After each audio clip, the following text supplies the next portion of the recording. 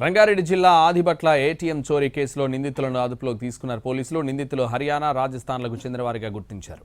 మొత్తం 10 మంది సభ్యుల్లో 6గురిని అరెస్ట్ చేశారు. మరో 4 పరారీలో ఉన్నట్లు చెబుతున్నారు పోలీసులు. నిందితులు రాహుల్ ఖాన్, ముస్తాకిం ఖాన్, వాహిద్ ఖాన్, షకీల్ ఖాన్, మహమ్మద్ సర్ఫరాజ్లను అరెస్ట్ చేశారు.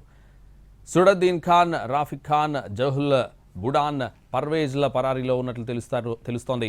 ఏటీఎం చోరీ నిందితుల నుంచి లక్షల నగదుతో పాటు car, oxygen cylinder, LPG cylinder, gas cutter, 3 mobile ఫోన్లను స్వాధీనం చేసుకున్నారు పోలీసులు.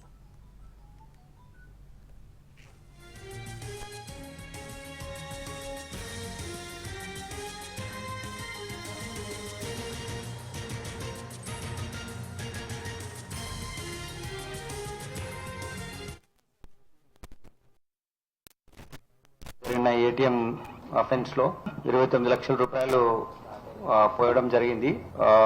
చాలా ప్రికాషన్స్ తీసుకొని all kinds of expertise in committing offences this interstate gang వాళ్ళు చేయడం జరిగింది.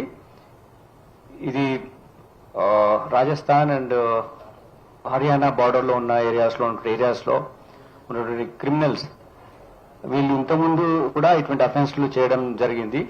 6 అఫెన్స్లు వీళ్ళు చేస్తారు ఆల్రెడీ.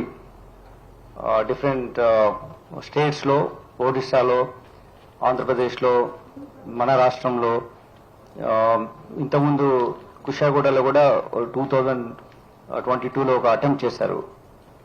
దాని తర్వాత డిఫరెంట్ ఏరియాస్లో కూడా అఫెన్సెస్ చేస్తారు వీళ్ళు.